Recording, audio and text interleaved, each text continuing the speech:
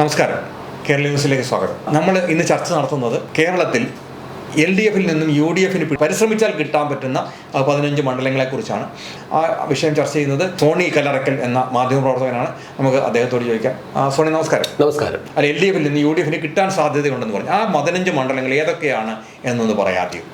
ഒന്നാമതായി ഇടുക്കി, 2 കോതമംഗലം, 6 ആറന്മുള, 4 വട്ടിയൂർക്കാവ്, 5 പീരുമേട്, 6 കളമശ്ശേരി, 7 നിലമ്പൂര്, 8 പട്ടാമ്പി, 9 തിരുവല്ല, 10 അടൂര്, 11 തൃശ്ശൂർ, 12 കൊച്ചി, 13 കോന്നി, 14 ചങ്ങനാശ്ശേരി, 15 കുട്ടനാട്. ഒറ്റ നോട്ടത്തിൽ നമുക്ക് പറയാൻ പറ്റുന്ന ഒരു 15 മണ്ഡലങ്ങളെ കുറിച്ചാണ് LDFിന്റെ കയ്യിൽ നിന്ന് UDFിന് തിരിച്ചു പിടിക്കാൻ പറ്റുന്ന മണ്ഡലങ്ങൾ. പണ്ട് VD സതീശൻ പറഞ്ഞ 63 മണ്ഡലങ്ങളിൽ ഇത് പെടുന്നില്ല എന്നുള്ളതാണ് ഞാൻ മനസ്സിലാക്കുന്നത്. ശരി. VD സതീഷിന്റെ ലിസ്റ്റിനകത്ത് ഈ മണ്ഡലങ്ങൾ ഇല്ല. നമ്മളെ വിലയിരുത്തുന്ന ഒരു ചിന്തയാണ് ഞാൻ ഈ പറയുന്നത്. അപ്പോൾ നമുക്ക് ആദ്യം ഇടുക്കിയിൽ നിന്ന് തന്നെ തുടങ്ങാം. ഇടുക്കി ശ്രമിച്ചാൽ ലഭിക്കും, കോൺഗ്രസിന് ലഭിക്കും എന്ന് പറയാൻ കാരണം? ഇടുക്കി നിയോജക മണ്ഡലം എന്ന് പറയുന്നത് പരമ്പരാഗതമായി ഒരു ഉറച്ച UDF കോട്ട തന്നെയാണ്. ചുരുക്കം ചില സമയങ്ങളിൽ മാത്രമേ ഈ നിയോജക മണ്ഡലം LDFിലേക്ക് ചേർത്തിട്ടുള്ളൂ. ഇപ്പോഴത്തെ സംസ്ഥാന മന്ത്രി റോഷി അഗസ്റ്റിനാണ് ഇവിടുത്തെ നിയമസഭാ പ്രതിനിധി. അദ്ദേഹം കഴിഞ്ഞ തവണ LDFിന്റെ പാനലിൽ മത്സരിച്ചാണ് അദ്ദേഹം നിയമസഭയിലെത്തിയത്. ഇപ്പോഴത്തെ കോട്ടയത്തെ MP കൂടിയായ ഫ്രാൻസിസ് ജോർജ് ആയിരുന്നു അന്ന് അവിടെ UDF പ്രതിനിധിയായി മത്സരിച്ചത്. UDFിലും LDFിലും ഇത് ഒരു കേരള കോൺഗ്രസുകളുടെ സീറ്റാണ്. UDFിൽ ഇത് ജോസഫ് ഗ്രൂപ്പിനും LDFിൽ ഇത് മാണി ഗ്രൂപ്പിനും ഇപ്പോൾ അവകാശപ്പെട്ടതാണ്. കർഷക മേഖലയാണിത്. കർഷകർ അധികമായിട്ട് ഇവിടെ അധിവസിക്കുന്നവരാണ്. ക്രൈസ്തവ സമൂഹത്തിനും ഇവിടെ മുൻതൂക്കമുണ്ട്. ഇടുക്കി ശരിക്കും ഒരു UDF ചായ്വുള്ള മണ്ഡലം. മുൻപത്തെ എല്ലാ തെരഞ്ഞെടുപ്പുകളിലും UDF പ്രതിനിധിയായിട്ടാണ് റോഷി അഗസ്റ്റിൻ ഈ നിയമസഭയിലേക്ക് എത്തിയത്. കഴിഞ്ഞ തെരഞ്ഞെടുപ്പ് ഒഴിച്ച് ബാക്കി എല്ലാ സമയത്തും റോഷി അഗസ്റ്റിൻ ജയിക്കപ്പെട്ടത് UDF പ്രതിനിധിയായിട്ടാണ്. കഴിഞ്ഞ തവണ ജോസ് കെ മാണിയുടെ നേതൃത്വത്തിലുള്ള കേരള കോൺഗ്രസ് M വിഭാഗം LDFിനൊപ്പം എത്തിയ ശേഷമുള്ള തെരഞ്ഞെടുപ്പായിരുന്നു. റോഷിയുടെ വ്യക്തിപ്രഭാവത്തിലാണ് ഈ സീറ്റ് LDFിന് നിലനിർത്താനായത്. ഈ സീറ്റിൽ വരുന്ന തെരഞ്ഞെടുപ്പിൽ Kerala Congress Joseph group working ചെയർമാനും മുൻ MPയുമായ PC തോമസോ അല്ലെങ്കിൽ തൊടുപുഴയിൽ നിന്ന് മാറി PJ ജോസഫോ ഈ സീറ്റിൽ UDFിന് വേണ്ടി മത്സരിച്ചാൽ ഈ സീറ്റ് LDFിൽ നിന്ന് UDFിന് പിടിച്ചെടുക്കാനാവും. അല്ലെങ്കിൽ കോൺഗ്രസ് ഈ സീറ്റ് കേരള കോൺഗ്രസിൽ നിന്ന് തിരിച്ചു പിടിച്ച് കൈപ്പത്തി ചിഹ്നത്തിൽ ഒരാളെ മത്സരിപ്പിക്കണം. കോൺഗ്രസിൽ സീനിയർ നേതാവായ ജോസഫ് വാഴക്കിനെ പോലുള്ളവർ എത്തിയാൽ നന്നായിരിക്കും. അല്ലെങ്കിൽ ഡീൻ കുര്യാക്കോസ് ആയാലും നന്നായിരിക്കും. ഞാൻ ചോദിക്കുന്നത്, ഇപ്പോൾ ഇത്തരം ആൾക്കാരെ, ആ സ്ഥാനാർത്ഥികളെ ഒന്ന് മാറ്റി പ്രതിഷ്ഠിച്ച് അല്ലെങ്കിൽ അത് കൈപ്പത്തി ചിഹ്നത്തിലേക്ക് തന്നെ കൊണ്ടുപോവുകയൊക്കെ ചെയ്യുകയാണെങ്കിൽ കോൺഗ്രസിന് നേടാം. ഇല്ല, ഇതേപോലെ തന്നെ ഇവർ തന്നെയാണ് മത്സരിക്കുന്നതെങ്കിൽ അതിനുള്ള സാധ്യത വളരെ കുറവുമാണ്. അല്ല, ഇപ്പൊ നിലവിൽ ഉള്ള രീതിയിൽ ഏതെങ്കിലും ജൂനിയർ നേതാക്കന്മാർ ആരെയും മത്സരിച്ചാലും കാര്യമില്ല. കോൺഗ്രസിലായാലും കേരള കോൺഗ്രസിലായാലും സീനിയേഴ്സ് ആയിട്ടുള്ള ഒരു നേതാവ് കേരള കോൺഗ്രസ് ജോസ് ഗ്രൂപ്പിൽ നിന്ന് വന്നാലും നല്ലതാണ്. അല്ലെങ്കിൽ കോൺഗ്രസിൽ നിന്ന് തന്നെ ഒരു സീനിയർ നേതാവ് അവിടെ മത്സരിക്കണം. ഡീൻ കുര്യാക്കോസിനെ പോലുള്ളവരോ അല്ലെങ്കിൽ വാഴക്കനെ പോലുള്ളവരോ അങ്ങനെ തത്തുല്യമായ രീതിയിലുള്ള ആൾക്കാരവിടെ മത്സരിക്കുകയാണെങ്കിൽ അവിടെ തിരിച്ചു പിടിക്കാൻ പറ്റുന്ന ഒരു സീറ്റാണ് ഇടുക്കി. കോതമംഗലം എങ്ങനെയാണ് UDFിന് തിരിച്ചു പിടിക്കാൻ കഴിയുമെന്ന് പറയുന്നത്? ശരിക്കും UDFിന് അനായാസമായി വിജയിക്കാൻ പറ്റുന്ന ഒരു മണ്ഡലമാണ് കോതമംഗലം. ഇവിടെ CPM പ്രതിനിധിയായ ആന്റണി ജോൺ ആണ് നിയമസഭാ പ്രതിനിധി. CPMന് ഒറ്റയ്ക്ക് നിന്ന് വിജയം വരിക്കാനുള്ള ശക്തിയൊന്നും ഈ മണ്ഡലത്തിൽ ഇല്ല എന്നതുള്ളതാണ് മുൻകാല ചരിത്രം നമുക്ക് മനസ്സിലാക്കി തരുന്നത്. TA ജേക്കബിനെ പോലുള്ളവർ മുൻപ് UDF ബാനറിൽ വിജയിച്ചിട്ടുള്ള മണ്ഡലമാണ് കോതമംഗലം. നല്ലൊരു സ്ഥാനാർത്ഥി ഇവിടെ അവതരിപ്പിക്കാൻ പറ്റിയാൽ UDFിന് വളരെ എളുപ്പത്തിൽ വിജയിക്കാൻ പറ്റുന്ന മണ്ഡലമാണ് കോതമംഗലം. അപ്പോൾ കോതമംഗലത്ത് ഈസിയായി വിജയിക്കാൻ പറ്റുമെന്ന് പറഞ്ഞ് കേരള കോൺഗ്രസ് ജോസഫ് ഗ്രൂപ്പോ അല്ലെങ്കിൽ കോൺഗ്രസോ ആരെങ്കിലും നിർത്തിയിട്ട് കാര്യമില്ല. കേരള കോൺഗ്രസിനാണ് ഈ സീറ്റെങ്കിൽ ജനങ്ങളെ ആകർഷിക്കാൻ പറ്റുന്ന സീനിയർ നേതാക്കളെ ആരെങ്കിലും മത്സരിക്കും. ജനങ്ങളെ ആകർഷിക്കാൻ പറ്റുന്ന നേതാക്കൾ അതായത് വർക്കിംഗ് ചെയർമാൻ B ജോസഫ് ഉണ്ട്, വർക്കിംഗ് ചെയർമാൻ PC തോമസ് ഉണ്ട്. അങ്ങനെയുള്ള ആരെങ്കിലും, അതായത് അല്ലെങ്കിൽ ഏതെങ്കിലും ഒരു ജൂനിയർ നേതാവിനെ പിടിച്ച് സ്ഥാനാർത്ഥിയാക്കി നിർത്തിയാൽ പരാജയം സംഭവിക്കും.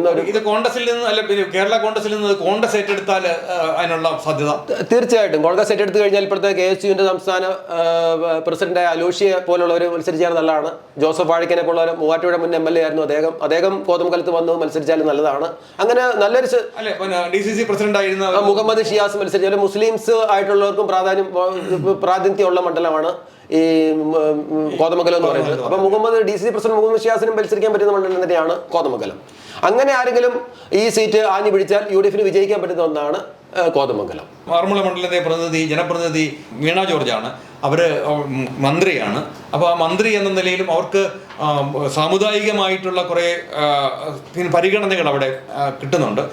അപ്പോൾ ആ പരിഗണനകളൊക്കെ വെച്ചിട്ട് വീണ ജോർജ് തന്നെയാണ് മത്സരിക്കുന്നതെങ്കിൽ വീണ ജോർജിനെ എതിരിടാൻ UDFിൽ നിന്ന് ആരെ കൊണ്ട് കഴിയും? എങ്ങനെയാണ് ഇത് UDF-ൽ നിന്നും പിടിച്ചെടുക്കാൻ കഴിയുമെന്നാണ് സോണി കരുതുന്നത്?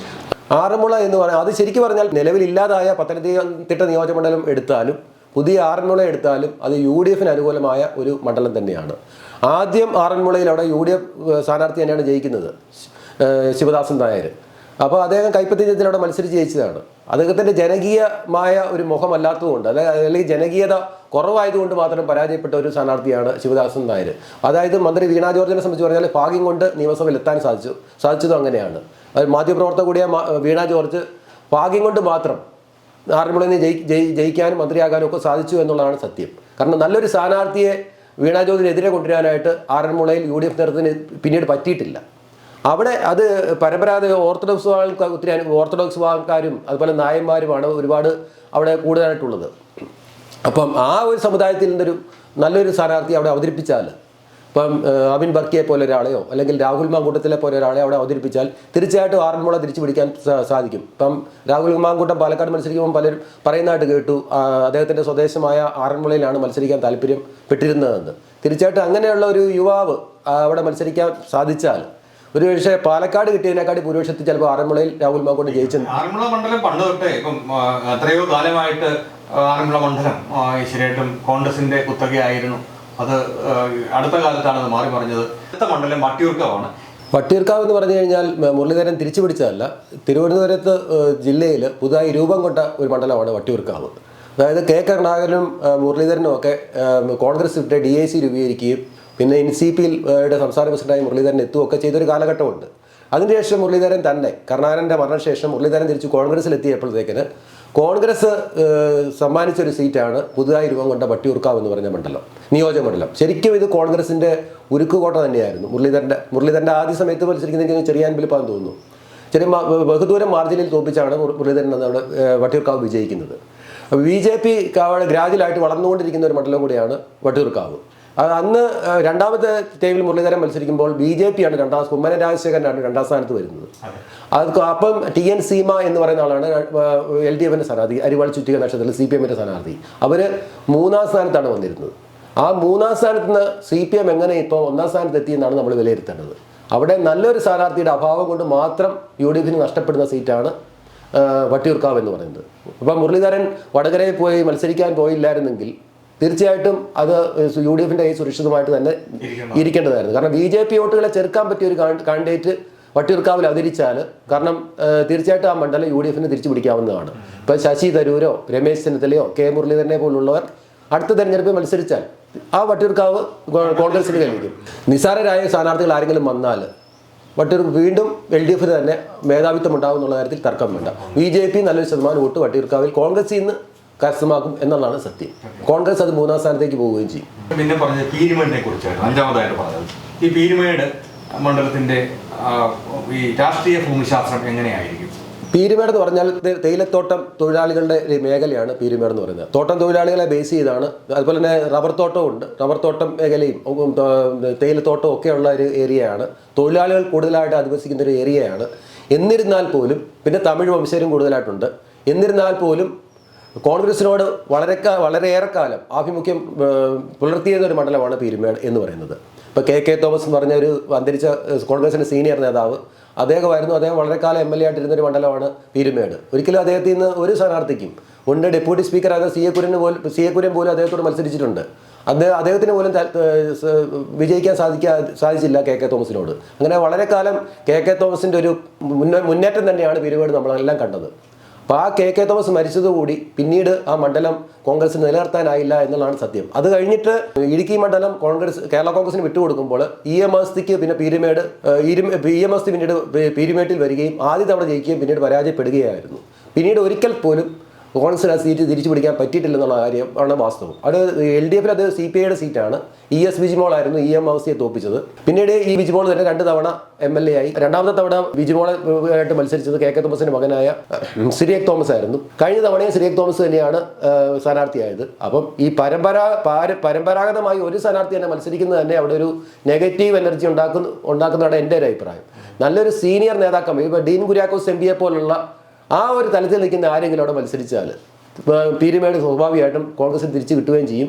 അവിടെ ഈ പറഞ്ഞ BJP-ക്ക് അത്ര വലിയ മജോറിറ്റി ഉണ്ടാകുന്ന തോന്നുന്നില്ല. ഇല്ലില്ല.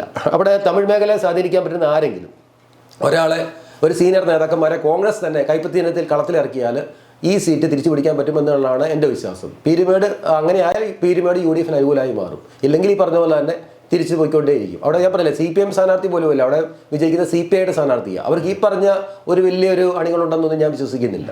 കളമശ്ശേരി എങ്ങനെയാണ് LDF നിന്ന് UDF തിരിച്ചു പിടിക്കാൻ കഴിയുമെന്ന് പറയുന്നത്? ഇത് കളമശ്ശേരി സത്യം പറഞ്ഞാൽ ശരിക്കും ഒരു UDF കോട്ടയാണ്. അവിടെ മുസ്ലിം ലീഗ് സ്ഥാനാർത്ഥി ഇബ്രാഹിം കുഞ്ഞായിരുന്നു, നമ്മുടെ പഴയ മന്ത്രി ഇബ്രാഹിം കുഞ്ഞായിരുന്നു അവിടെ MLA ആയിക്കൊണ്ടിരുന്നത്. അപ്പോൾ പാലാരിവട്ടം ഇതൊക്കെ പാലം സംബന്ധിച്ചൊക്കെ വിഷയമൊക്കെ വന്നു കഴിഞ്ഞപ്പോഴത്തേക്കിന് കഴിഞ്ഞ തവണ അദ്ദേഹത്തിന് സീറ്റ് കൊടുത്തില്ല. അദ്ദേഹത്തിൻ്റെ മകനാണ് അവിടെ മത്സരിച്ചത്. അപ്പോഴാണ് CPM അവിടെ P. രാജീവിനെ ഇറക്കുന്നത്, ഇപ്പോഴത്തെ മന്ത്രിയെ ഇറക്കുന്നത്. അങ്ങനെയാണ് CPMൻ്റെ സ്വപ്നത്തിൽ പോലും കാണാതെ CPM അവിടെ ജയിക്കുക ചെയ്തത്. P. രാജീവ് അവിടെ ജയം പിടിച്ചു വരുന്ന കാഴ്ചയാണ് കണ്ടത്. ഒരിക്കലും അത് P. രാജീവിൻ്റെ CPMൻ്റെ മിടുക്കല്ല, അത് UDFനോടുള്ള ഒരു അതിർത്തി കൊണ്ട് സംഭവിച്ചൊരു ഇതാണ്. പ്രത്യേകിച്ച് ഇബ്രാഹിം കുഞ്ഞിനെ പോലെ ഒരു നല്ല സ്ഥാനാർത്ഥി അവിടെ ഇല്ല. മകനാണ് മത്സരിക്കുന്നത്. മകൻ മത്സരിക്കുന്നതിൽ ഒരു എതിർപ്പ് അവിടെ ഉണ്ടായിരുന്നു. കോൺഗ്രസ്സുകാരും അത്ര താല്പര്യമായിട്ട് അവിടെ വർക്ക് ചെയ്തില്ല. അങ്ങനെയൊക്കെ ഉള്ള ഒരു പാളിച്ച കൊണ്ടാണ് അവിടെ സംഭവിച്ചത്. ആ സീറ്റ് വേറൊരു സീറ്റ് മുസ്ലിം ലീഗ് കൊടുത്തുകൊണ്ട് ആ സീറ്റ് കോൺഗ്രസ് ഏറ്റെടുത്താലും ജയിക്കാൻ പറ്റുന്നൊരു മണ്ഡലമാണ് ഈ കളമശ്ശേരി. കളമശ്ശേരി എന്ന് പറയുന്നത് പുതിയതായി രൂപം കൊണ്ട മണ്ഡലമാണ്. അവിടെ കഴിഞ്ഞ മുമ്പിലത്തെ തവണ മുതലാണ് അത് ഈ പറഞ്ഞ ഈ കളമശ്ശേരിയും ഇപ്പം തന്നെ PT തോമസിൻ്റെ തൃക്കാക്കരയൊക്കെ പുതിയതായിട്ട് രൂപം കൊണ്ട മണ്ഡലമാണ്. എറണാകുളം ജില്ലയിൽ പുതിയതായിട്ട് രൂപം കൊണ്ടത്. ഇവിടെ തുടക്കം മുതലേ ഈ മണ്ഡലത്തിൽ UDF ആണ് അവിടെ വിജയിച്ചുകൊണ്ടിരിക്കുന്നത്. കഴിഞ്ഞ തവണയാണ് ഇതിന് മാറ്റം വന്നത്. ഇബ്രാഹിം കുഞ്ഞിൻ്റെ മകൻ അവിടെ സ്ഥാനാർത്ഥിയായപ്പോൾ എതിർപ്പ് അവിടെ ഉണ്ടായി. അങ്ങനെയാണ് P. രാജീവിന് അനുകൂലമായിട്ട് മണ്ഡലം നിലനിന്നത്. പ്രത്യേകിച്ച് കോൺഗ്രസ്സുകാർ പോലും അത്ര സജീവമായി വർക്ക് ചെയ്തില്ല എന്നുള്ളതാണ് കാണാൻ സാധിച്ചത്. നിലമ്പൂർ ശരിക്കും പറഞ്ഞാൽ ആര്യാടൻ മുഹമ്മദ് എന്ന് പറഞ്ഞാൽ കോൺഗ്രസിൻ്റെ സീനിയർ നേതാവ്, വളരെ കാലം MLA ആയിരുന്ന മണ്ഡലമാണ്. മുസ്ലിം ലീഗുമായിട്ട് ആശയക്കുഴപ്പം ഉണ്ടായിട്ട് പോലും വൻ ഭൂരിപക്ഷത്തിൽ ആര്യാടൻ മുഹമ്മദിനെ വിജയിപ്പിച്ച മണ്ഡലമാണ്. പിന്നീട് കോൺഗ്രസിൻ്റെ നേതാവായിരുന്ന നമ്മുടെ PV അൻവറെ LDF പിന്തുണച്ചതോടുകൂടിയാണ് ആര്യാടൻ ഷൗക്കത്ത്, അതായത് ആര്യാടൻ മുഹമ്മദ് മകൻ അവിടെ ആര്യാടൻ ഷൗക്കത്ത് അവിടെ തോറ്റുപോകുന്നത്. ഇപ്പോൾ PV അൻവർ തിരിച്ച് UDFനോട് അനുഭാവം പുലർത്തി LDF വിട്ട് UDFനോട് അനുഭാവം പുലർത്തി തിരിച്ചു വന്നിരിക്കുകയാണ്. ഈ സാഹചര്യത്തിൽ ഇനിയിപ്പോൾ ഒരു LDFന് ഒരു വിജയസാധ്യത അവിടെ ഉണ്ടെന്ന് ഞാൻ വിശ്വസിക്കുന്നില്ല. കാരണം ശക്തരായ എല്ലാവരും തന്നെ UDF പാളത്തിലെത്തി. PV അൻവർ എത്തി, ആര്യാടൻ ഷൗക്കത്ത് ഒന്നിക്കുന്നു. അങ്ങനെ എല്ലാവരും ഒന്നിക്കുന്ന ഒരു സ്ഥിതിയിൽ അവിടെ ഒരു LDF മുന്നേറ്റം അവിടെ ഉണ്ടാകില്ല. കാരണം PV അൻവറെ പോലെ ഒരു സ്ഥാനാർത്ഥി അവിടെ അവതരിച്ചതുകൊണ്ട് മാത്രമാണ് LDFന് ആ സീറ്റ് പിടിച്ചെടുക്കാൻ പറ്റിയത്. ഇനിയിപ്പോൾ ഉപതെരഞ്ഞെടുപ്പ് വന്നാലും അടുത്ത നിയമസഭാ തെരഞ്ഞെടുപ്പ് വന്നാലും വൻ ഭൂരിപക്ഷത്തിൽ അവിടെ UDF സ്ഥാനാർത്ഥി ആരായാലും ജയിക്കുന്ന ഇതാണ് നമുക്ക് കാണാൻ പറ്റുന്നത്. അപ്പം അത് PV അൻവറെ പിന്തുണ കൊടുത്തുകൊണ്ട് UDF സ്ഥാനാർത്ഥിയാക്കി നിർത്തിയാലും വളരെ നല്ലതാണെന്നുള്ളതാണ് എൻ്റെ അഭിപ്രായം. അല്ലെങ്കിൽ ആര്യാടൻ ഷൗക്കത്ത് അവർക്ക് ജയിക്കാനുള്ള സാധ്യത ഉള്ളത് തന്നെയാണ് UDF. തീർച്ചയായിട്ടും ഇപ്പോഴത്തെ ആരായാലും അവിടെ ഈസി ആയിട്ട് ജയിക്കാൻ പറ്റും. അവിടെ ഇപ്പോൾ മുസ്ലിംസിനോടൊപ്പം തന്നെ ക്രൈസ്തവർക്കും പ്രാധാന്യമുള്ളൊരു മേഖലയാണ്. ഇപ്പം തന്നെ ഇവിടെ Malappuram DCC president VS Joy, മുൻ KSU സംസ്ഥാന പ്രസിഡന്റ് VS ജോയിക്കും സാധ്യത പറയുന്നുണ്ട്. ആരായാലും ഏറ്റവും മികച്ച സ്ഥാനാർത്ഥി PV അൻവർ തന്നെയായിരിക്കും. അൻവറിന് ഒരു പിന്തുണ കൊടുക്കുകയാണെങ്കിൽ എല്ലാവരും ഒന്നിച്ച് നിന്നാൽ വലിയ ഭൂരിപക്ഷത്തിൽ അവിടെ നിലമ്പൂർ UDF പിടിച്ചെടുക്കാൻ പറ്റുമെന്ന് ഞാൻ വിശ്വസിക്കുന്നുണ്ട്. പട്ടാമ്പിയെ കുറിച്ച് പറയുമ്പോൾ അടുത്തത് പറഞ്ഞ പട്ടാമ്പി രാഷ്ട്രീയ സാഹചര്യം എങ്ങനെയായിരിക്കും 2026? അതായത് പട്ടാമ്പി എന്ന് പറയുന്നത് നല്ല രീതിയിൽ മുസ്ലിം പ്രാതിനിധ്യം ഏറെയുള്ളൊരു മണ്ഡലമാണ്. കാരണം മുസ്ലിം സമുദായത്തെ സംബന്ധിച്ച് പറയുകയാണെങ്കിൽ ഇന്നത്തെ സാഹചര്യത്തിൽ കൂടുതലും പിന്തുണയ്ക്കാൻ സാധ്യത UDFനെയാണ്. കാരണം അവിടെ നല്ലൊരു സ്ഥാനാർത്ഥി ഇപ്പോൾ CP മുഹമ്മദിനെ പോലുള്ള ഒരു നല്ലൊരു കോൺഗ്രസ് സ്ഥാനാർത്ഥി അവിടെ അവതരിപ്പിച്ച കാലത്ത് വളരെ കാലം CP മുഹമ്മദിന്റെ കയ്യിലിരുന്നൊരു മണ്ഡലമാണ് പട്ടാമ്പി എന്ന് പറയുന്നത്. അതിനുശേഷം ഒരേ മുഖം തന്നെ പലതവണ കണ്ടപ്പോൾ ജനങ്ങൾ വെറുത്തു. അങ്ങനെയാണ് CPIയുടെ സ്ഥാനാർത്ഥിയായ ആളവിടെ ജയിച്ചു വരുന്നത്. ഇപ്പോൾ CPIയുടെ പ്രതിനിധിയാണ് നിയമസഭയിലേക്ക് തിരഞ്ഞെടുക്കപ്പെട്ടിരിക്കുന്നത്. അവിടെ പുതിയ ഒരു നല്ല മുഖം കോൺഗ്രസിലെ ചേരിപ്പോര് മതിയാക്കി അവിടെ ഗ്രൂപ്പിസവും ഉണ്ടെന്ന് കേൾക്കുന്നു. ഗ്രൂപ്പ് A ഗ്രൂപ്പ് എന്നൊക്കെയുള്ള ഇതൊക്കെ വിട്ടിട്ട് ഒരു തെരഞ്ഞെടുപ്പിനെ ഒന്നിച്ച് നേരിടുക എന്നുള്ള രീതിയിൽ മുന്നോട്ട് പോയാൽ തിരിച്ചു പിടിക്കാൻ പറ്റുന്ന UDFന് തിരിച്ചു പിടിക്കാൻ മണ്ഡലമാണ് പട്ടാമ്പി എന്ന് പറയുന്നത്. കാരണം നല്ല സ്ഥാനാർത്ഥികളൊക്കെ അവിടെ തന്നെ ഇപ്പം തന്നെ ഈ പറഞ്ഞ PV അൻവറോ അല്ലെങ്കിൽ ആര്യാടൻ ഷൗക്കത്തോ അങ്ങനെയുള്ള ആരെങ്കിലും ഇപ്പോൾ ഷാഫി പറമ്പിലിനെ പോലുള്ള ഒരാളാണെങ്കിലും തിരിച്ചു പിടിക്കാൻ പറ്റുന്ന മണ്ഡലമാണ് പട്ടാമ്പി. അങ്ങനെ ഒരു ബുദ്ധിപൂർവമായ ഒരു സ്ഥാനാർത്ഥി അവതരിപ്പിക്കാൻ UDF നേതൃത്വത്തിന് സാധിച്ചാൽ പട്ടാമ്പി UDFന്റെ കയ്യിലായി. അടുത്തത് നമ്മുടെ ഈ തിരുവല്ലയിലെ രാഷ്ട്രീയ സാഹചര്യം എങ്ങനെയാണ്? ഭാഗ്യം കൊണ്ട് മാത്രം LDF സ്ഥാനാർത്ഥിയായ മാത്യു T. തോമസ് ജയിച്ചു വരുന്നൊരു മണ്ഡലമാണ് തിരുവല്ല. കാരണം അവിടെ തിരുവല്ല എന്ന് പറഞ്ഞാൽ ശരിക്കും ക്രിസ്ത്യൻ ഏരിയയാണ്. ക്രൈസ്തവ മേധാവിത്വം കൂടുതലായിട്ടുള്ള ഒരു മേഖലയാണ്. ഓർത്തഡോക്സ്, മാർത്തോമ, പെന്തക്കോസ്ത് വിഭാഗങ്ങൾ വളരെ സജീവമാണ്. ഇവിടെ ഈ സീറ്റ് പരമ്പരാഗതമായിട്ട് UDF ആയാലും UDF-ൽ കൊടുത്തുകൊണ്ടിരുന്നത് കേരള കോൺഗ്രസിനായിരുന്നു. ഇപ്പം മാണി ഗ്രൂപ്പ് മാണി ഗ്രൂപ്പ് UDF-ലായിരുന്നപ്പോൾ മാണി ഗ്രൂപ്പിന് കൊടുത്ത സീറ്റാണ് ഈ തിരുവല്ല എന്ന് പറയുന്നത്. അപ്പോൾ മാണി ഗ്രൂപ്പിൻ്റെ സ്ഥാനാർത്ഥികളാണ് അവിടെ നിരന്തരം മത്സരിച്ചുകൊണ്ടിരുന്നത്. മാണി ഗ്രൂപ്പിലെ ജോസ് കെ മാണി വിഭാഗം LDF-ലേക്ക് മാറിക്കഴിഞ്ഞപ്പോഴത്തേക്കിന് അവിടെ ജോസഫ് ഗ്രൂപ്പ് അത് മറ്റൊരു ഘടകമായ കേരള കോൺഗ്രസ് ജോസഫ് ഗ്രൂപ്പ് ഇപ്പം UDF-ൽ നിലനിൽക്കുന്ന ജോസഫ് ഗ്രൂപ്പിൻ്റെ സ്ഥാനാർത്ഥി അവിടെ അവതരിപ്പിക്കേണ്ടി വന്നു. അങ്ങനെ അപ്പം ആ സീറ്റിന് വേണ്ടി തന്നെ പലരും തമ്മിൽ കടിപിടി കൂടിയായിരുന്നു. ഇപ്പോൾ ജോസഫ് എം പുതുശ്ശേരിയും വിക്ടർ ടി തോമസും ജോസഫ് ഗ്രൂപ്പിൽ തന്നെ പല നേതാക്കന്മാർ തമ്മിലുള്ള ഒരു സീറ്റിന് വേണ്ടിയുള്ളൊരു കടിപിടുത്തം അവിടെ ഉണ്ടായിരുന്നു. അങ്ങനെ തമ്മിൽ തല്ലി നശിപ്പിക്കുന്ന ഒരു സീറ്റാണ് തിരുവല്ല. അല്ലെങ്കിൽ ഈസി ആയിട്ട് അങ്ങനെ അവസാനം ഒരു പ്രസക്തി ഇല്ലാത്തൊരു സ്ഥാനാർത്ഥി അവിടെ അവതരിപ്പിക്കപ്പെട്ടു ജോസഫ് ഗ്രൂപ്പിൻ്റെ ആയിട്ട്. അപ്പോൾ അതുകൊണ്ട് തന്നെ കഴിഞ്ഞ പ്രാവശ്യം മാത്യു ടി തോമസ് എന്ന് പറഞ്ഞ LDF സ്ഥാനാർത്ഥിയുടെ വിജയം ഈസിയായി മാറി. ആ സീറ്റ് കോൺഗ്രസ് ഏറ്റെടുത്തിട്ട് ജോസഫ് ഗ്രൂപ്പിൻ്റെ കയ്യിൽ നിന്ന് ആ സീറ്റ് കോൺഗ്രസ് ഏറ്റെടുത്തിട്ട് VS ജോയിയെ പോലുള്ള ഒരാളെ കൈപ്പത്തി ചിഹ്നത്തിൽ മത്സരിപ്പിക്കുകയാണെങ്കിൽ തിരുവല്ല സീറ്റ് സുരക്ഷിതമായി UDF-ൻ്റെ കയ്യിൽ ഇരിക്കുമെന്ന് ഞാൻ വിശ്വസിക്കുന്നുണ്ട്. പ്രത്യേകിച്ച് ബന്ധക്കോസ്ത് വിഭാഗത്തിൽപ്പെട്ട ആളാണ് VS ജോയി. കാരണം ബന്ധക്കോസ്തുകാർക്ക് ഒരു പ്രാധാന്യം നിയമസഭയിൽ ഇതുവരെ ഇല്ല. അപ്പോൾ അങ്ങനെ ഒരു കാൻഡിഡേറ്റ് തീർച്ചയായിട്ടും അവിടെ അവതരിക്കപ്പെട്ടാൽ ബന്ധക്കോസ്ത് വിഭാഗങ്ങൾ വളരെ സജീവമാകും. ഒരു വോട്ടും നഷ്ടപ്പെടാതെ VS ജോയിക്ക് അത് കിട്ടുകയും ചെയ്യും. പിന്നെ ജനങ്ങളെ ആകർഷിക്കാനുള്ള ഒരു കഴിവും ശൈലിയും എല്ലാം VS ജോയിക്ക് ഉണ്ട് താനും. അപ്പോൾ VS ജോയിക്ക് മത്സരിക്കാൻ പറ്റുന്ന ഒരു സീറ്റും തിരുവല്ലയാണ്. ജോസഫ് ഗ്രൂപ്പിനെ സംബന്ധിച്ച് പറഞ്ഞാൽ നേതാക്കന്മാർ മാത്രമേ ഉള്ളൂ. അവർക്ക് ജനങ്ങളുമായിട്ട് യാതൊരു ബന്ധവുമില്ല. അവർക്ക് അണികളുമില്ല. അവരെ ഇനിയും വെച്ച് പരീക്ഷിച്ചു കഴിഞ്ഞാൽ ആ സീറ്റ് വീണ്ടും നഷ്ടപ്പെടുകയും ചെയ്യും. അപ്പോൾ കോൺഗ്രസിൻ്റെ സ്ഥാനാർത്ഥിയായിട്ട് കോൺഗ്രസ് അത് ഏറ്റെടുത്തിട്ട് സ്ഥാനാർത്ഥിയായിട്ട് VS ജോയി വന്നാൽ തിരിച്ചു പിടിക്കാൻ പറ്റുന്നൊരു മണ്ഡലമാണ് തിരുവല്ല. പിന്നെ നമ്മൾ പറയുന്നത് അടൂരിനെ കുറിച്ചാണ്. അടൂരിന്റെ സാഹചര്യം എങ്ങനെയായിരിക്കും? അടൂര് നമുക്കറിയാമല്ലോ, സംവരണ മണ്ഡലമാകുന്നതിന് മുമ്പ് അത് ജനറൽ സംവരണ മണ്ഡലമായിട്ട് അധികം നാളായില്ല. അത് ജനറൽ സീറ്റായിരുന്നു. തിരുവഞ്ചൂർ രാധാകൃഷ്ണൻ വളരെ കാലം അവിടെ നിന്ന് ജയിച്ച ആളാണ്. അത് ജനറൽ സീറ്റായിരുന്നപ്പോൾ ജനറൽ സീറ്റായിരുന്നപ്പോൾ തിരുവഞ്ചൂർ രാധാകൃഷ്ണനായിരുന്നു അവിടെ നിന്നുള്ള നിയമസഭാ പ്രതിനിധി. അദ്ദേഹം തുടർച്ചയായിട്ട് അവിടെ ജയിച്ചുകൊണ്ടിരുന്ന മണ്ഡലമാണ്. അപ്പോഴാണ് സംവരണം വരികയും പിന്നെ തിരുവഞ്ചൂർ രാധാകൃഷ്ണൻ കോട്ടയത്തേക്ക് മാറുകയും ചെയ്യുന്നത്. സംവരണം വന്ന ശേഷം ഒരു നല്ല സ്ഥാനാർത്ഥി അവിടെ അവതരിപ്പിക്കാൻ UDF-ന് പറ്റിയിട്ടില്ല. അങ്ങനെയാണ് CPI ആണ് LDF-ന്റെ സ്ഥാനാർത്ഥിയായിട്ട് CPIയുടെ ആളാണ് മത്സരിക്കുന്നത്, ചിറ്റയം ഗോപകുമാർ. അവിടെ ഒരു മികച്ച സ്ഥാനാർത്ഥിയെ UDF-ന് അവതരിപ്പിക്കാൻ സാധിച്ചിട്ടില്ല. കുറഞ്ഞ പക്ഷം കൊടിക്കുന്നിൽ സുരേഷ് MPയെ പോലെയുള്ള ഒരാളെയെങ്കിലും അവിടെ അവതരിപ്പിക്കാൻ പറ്റിയാൽ UDF-ന് തിരിച്ചു പിടിക്കാൻ പറ്റുന്ന സീറ്റാണ് അടൂർ എന്ന് പറയുന്നത്. അടൂർ കോൺഗ്രസിൻ്റെ ഉറച്ച കോട്ടയാണ്. അത് സംവരണ സീറ്റ് ആയാൽ തന്നെയാണ് കോൺഗ്രസിന് നഷ്ടപ്പെട്ടുകൊണ്ടിരിക്കുന്നത്. പിന്നെ പ്രവർത്തനങ്ങളിൽ നിയമസഭാ തെരഞ്ഞെടുപ്പ് പ്രവർത്തനങ്ങളിൽ കോൺഗ്രസിൻ്റെ സീനിയേഴ്സ് ആയിട്ടുള്ള നേതാക്കന്മാരുടെ ഒരു കാര്യക്ഷമത ഇല്ലാത്തൊരു പ്രവർത്തനം അവിടെ കാണാൻ സാധിക്കുന്നുണ്ട്. അങ്ങനെ ഒത്തൊരുമയോടുകൂടി പ്രവർത്തിച്ചാൽ തിരിച്ചു പിടിക്കാൻ പറ്റുന്ന ഒരു മണ്ഡലവും നല്ലൊരു സ്ഥാനാർത്ഥി അവതരിപ്പിച്ചാൽ കിട്ടാവുന്ന ഒരു മണ്ഡലം കൂടിയാണ് അടൂർ എന്ന് പറയുന്നത്. പിന്നെ നമ്മൾ തൃശ്ശൂരിനെ കുറിച്ച് പറയുമ്പോൾ തൃശ്ശൂർ ഇപ്പം പാർലമെന്റ് ഇലക്ഷനോട് കൂടി BJP വല്ലാത്ത പ്രതീക്ഷ അർപ്പിച്ച് ആ സീറ്റുകളെല്ലാം എണ്ണി തിട്ടപ്പെടുത്തി വെച്ചിരിക്കുന്ന സീറ്റുകളാണ്. അത് എങ്ങനെയാണ് ഇപ്പൊ LDF-ന്റെ ഇരിക്കുന്നു, അതെങ്ങനെ UDF-ന്റെ കയ്യിലേക്ക് എത്തും? അല്ല, തൃശ്ശൂർ എന്ന് പറഞ്ഞു കഴിഞ്ഞാൽ കാലാകാലങ്ങളായിട്ട് UDF കോട്ട തന്നെയായിരുന്നു. അതായത് തേറമ്പൽ രാമകൃഷ്ണൻ, മുൻ നിയമസഭാ സ്പീക്കറായിരുന്ന തേറമ്പൽ രാമകൃഷ്ണൻ വർഷങ്ങളോളം അവിടെ MLA ആയിട്ടിരുന്ന ആളാണ്. കാരണം തൃശ്ശൂർ എന്ന് പറഞ്ഞാൽ പഴയ കാലത്ത് ധാരാളം UDF തന്നെ ധാരാളം സീറ്റ് മോഹികളും ഉണ്ടായിരുന്നു. കാരണം അവിടെ നിന്ന് കഴിഞ്ഞാൽ ജയിക്കാൻ പറ്റുന്ന ഒരു കാഴ്ചപ്പാട് UDF നേതാക്കൾക്കുണ്ടായിരുന്നു. ലോക്സഭാ തെരഞ്ഞെടുപ്പിലാണെങ്കിൽ പോലും അതായത് ഗ്രൂപ്പിസം ശക്തമാകുന്ന കാലത്തല്ലാതെ ഒരിക്കലും UDF സ്ഥാനാർത്ഥി അവിടെ തോറ്റിട്ടില്ല. അപ്പോൾ കോൺഗ്രസിൻ്റെ ഒരു ഉറച്ച കൂട്ടം തന്നെയാണ് തൃശ്ശൂർ. BJP അവിടെ വോട്ട് ശതമാനം വർദ്ധിപ്പിച്ചിട്ടുണ്ടെങ്കിൽ അത് കോൺഗ്രസിൽ നിന്ന് പോയിരിക്കുന്ന വോട്ടുകളാണ്. ഇപ്പം സുരേഷ് ഗോപി അവിടെ ആദ്യമായിട്ട് ലോക്സഭയിലേക്ക് മത്സരിക്കാൻ വരുന്ന കാലം തൊട്ടാണ് അവിടെ ഒരു വിള്ളലുണ്ടായിരിക്കുന്നത്.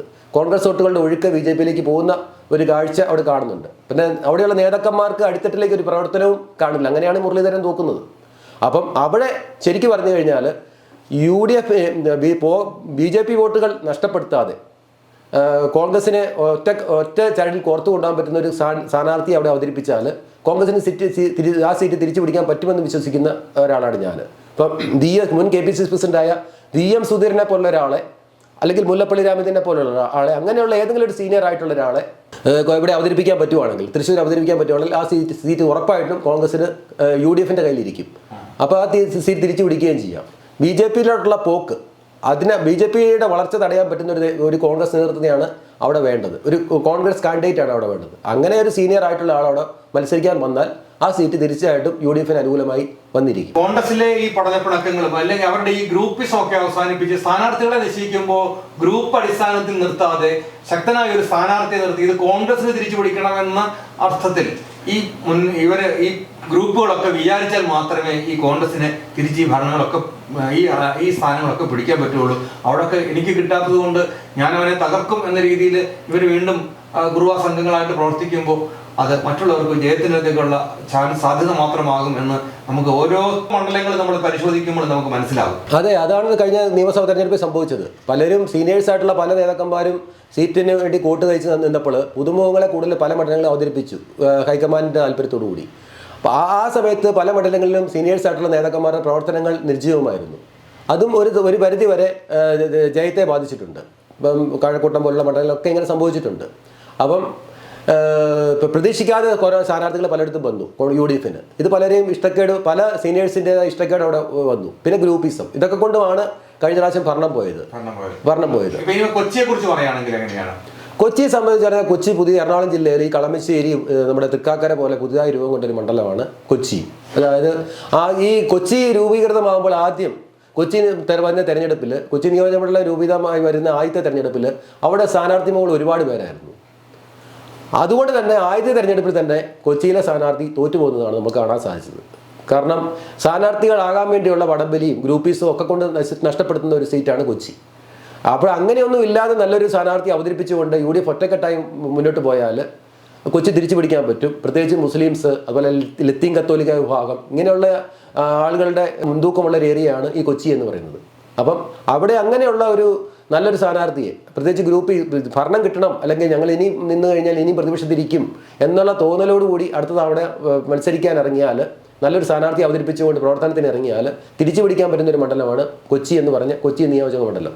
അവിടെ ഹൈബീഡനെ പോലൊരു സ്ഥാനാർത്ഥി വരുവാണെങ്കിൽ കൊച്ചി തിരിച്ചു പിടിക്കാൻ പറ്റുമെന്ന് ഞാൻ വിശ്വസിക്കുന്നു. അടുത്ത നമ്മൾ പറയുന്നെങ്കിൽ പത്മകുമാറൊക്കെ മത്സരിച്ച കോന്നി എന്ന് പറയാൻ മണ്ഡലം. ഇല്ല, കോന്നി LDF-ന്റെ ശക്തി കേന്ദ്രം നമുക്ക് പറയാൻ പറ്റില്ലല്ലോ. കാരണം അടൂർ പ്രകാശ് വർഷങ്ങളോളം സുരക്ഷിതമായി കൈവശം വെച്ചിരുന്ന ഒരു സീറ്റാണ് കോന്നി.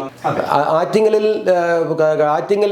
എല്ലാ കാലത്തും LDF ജയിച്ചുകൊണ്ടിരുന്ന ആറ്റിങ്ങൽ ഒരു സ്ഥാനാർത്ഥി ആവശ്യമായിട്ട് വന്നു.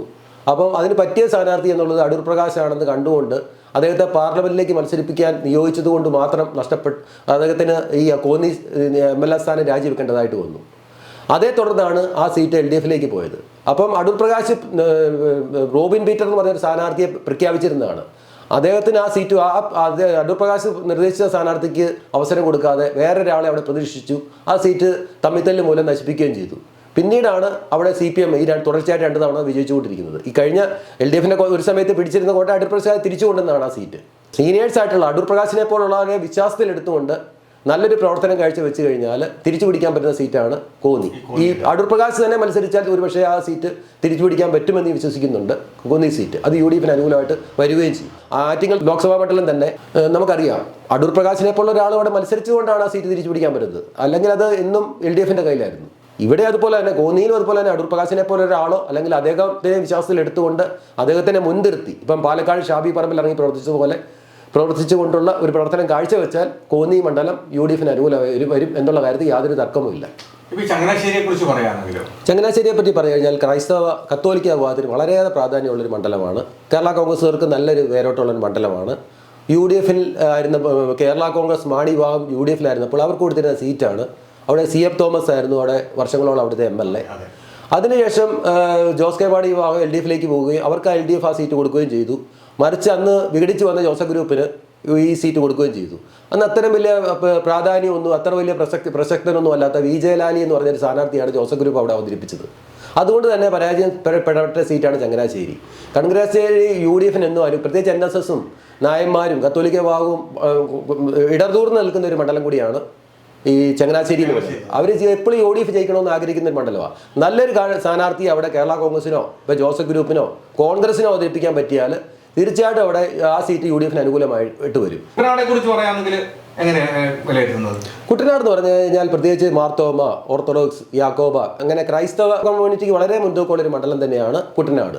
ഇപ്പോൾ തോമസ് ചാണ്ടി നമ്മൾ എടുത്തു കഴിഞ്ഞാൽ തോമസ് ചാണ്ടി ആയിരുന്നു അവിടെ കഴിഞ്ഞ കാലത്തൊക്കെ അവിടെ MLA ആയിട്ടിരുന്നു. ജോസഫ് ഗ്രൂപ്പിൽ നിന്ന് കോൺഗ്രസ് ആ സീറ്റ് ഏറ്റെടുത്തിട്ട് അവിടെ ഈ അബിൻ ബർക്കിയെ പോലുള്ളൊരു നല്ലൊരു ചെറുപ്പക്കാരനെ അവിടെ അവതരിപ്പിക്കാൻ പറ്റിയാൽ, അത്യാവശ്യം പോപ്പുലറായിട്ട് നിൽക്കുന്ന ഒരു ചെറുപ്പക്കാരനെ അവതരിപ്പിക്കാൻ പറ്റിയാൽ ഈ സീറ്റ് തിരിച്ചു പിടിക്കാൻ പറ്റും. VS ജോയ്ക്ക് മത്സരിക്കാൻ പറ്റുന്ന സീറ്റാണ്. ജോസഫ് ഗ്രൂപ്പിന്റെ കയ്യിൽ ഇനിയും പോയാൽ അവർക്ക് നല്ലൊരു സ്ഥാനാർത്ഥി അവതരിപ്പിക്കാൻ പറ്റിയില്ലെങ്കിൽ അത് വീണ്ടും LDF-ന്റെ കയ്യിൽ തന്നെ ഇരിക്കും. തോമസ് ചാണ്ടി അവിടെ LDF-ന്റെ സ്ഥാനാർത്ഥിയായിട്ട് വിജയിച്ചത് അദ്ദേഹത്തിന്റെ വ്യക്തിപ്രഭാവം കൊണ്ടാണ്. പിന്നെ അദ്ദേഹത്തിന്റെ അനിയൻ എന്നുള്ള ലീവിലാണ് ഇപ്പോഴത്തെ തോമസ് കെ തോമസ് MLA ആയി വന്നത്.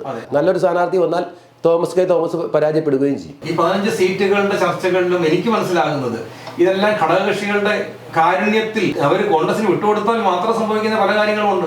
ഞങ്ങൾ ഇന്നലെ തോറ്റുപോകും, അതുകൊണ്ട് നിങ്ങൾ കോൺഗ്രസ് എടുത്തോളൂ എന്ന് പറഞ്ഞ് കൊടുക്കാൻ അവർ തയ്യാറായാൽ മാത്രമേ കോൺഗ്രസിന് നിലനിൽപ്പുള്ളൂ. ഇപ്പൊ അവരുടെ കാല് പിടിക്കേണ്ട അവസ്ഥയാണ്. നേരത്തെ കോൺഗ്രസിന് തീരുമാനിക്കാമായിരുന്നു ഇന്ന സീറ്റുകളായി ഞങ്ങൾ നിങ്ങൾക്ക് തരത്തുള്ളൂ എന്ന് പറയുന്ന ഒരു സമയമുണ്ടായിരുന്നു കരുണാകരന്റെ ഒക്കെ കാലത്ത്.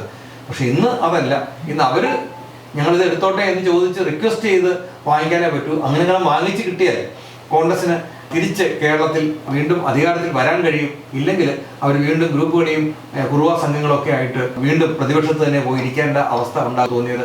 ഇനി നമ്മൾ അടുത്ത ദിവസം ചർച്ച ചെയ്യുന്ന വിഷയം UDF നിന്നും LDF കിട്ടാവുന്ന സീറ്റുകളുമായിട്ടായിരിക്കും ഞങ്ങൾ ഇനി വരുന്നത്. അതിനും അടുത്ത ദിവസത്തെ ചർച്ചയുമായിട്ട് വീണ്ടും നമുക്ക് കാണാം. നന്ദി, നമസ്കാരം.